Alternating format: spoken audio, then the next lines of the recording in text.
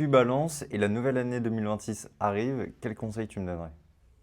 Pour les balances 2026, le conseil que je peux donner, c'est surtout de ne pas avoir peur, parce que les balances se sont rendues compte que le monde dans lequel elles étaient ne leur contente plus, que les relations qu'elles avaient pu nouer depuis quelque temps ne convenaient plus. Alors il y a eu des balances qui ont déjà fait des choix dans les relations et peut-être mettre chacun et chacune plus à leur place finalement.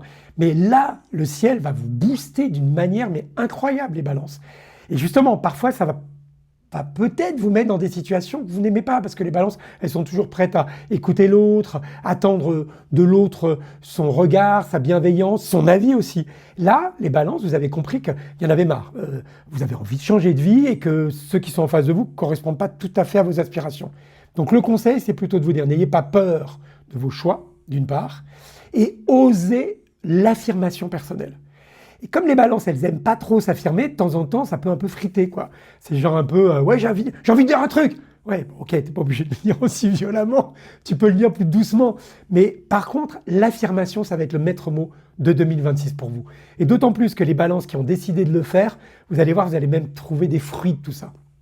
Ne pas avoir peur du monde, ne pas avoir peur des autres, s'affirmer. Et plus vous serez dans ce mood-là, plus vous verrez que le ciel vous fera des cadeaux en vous disant, t'as bien fait. Tu vois, t'as osé aller le voir ou lui parler à elle ou à lui, t'as vu, ça a matché.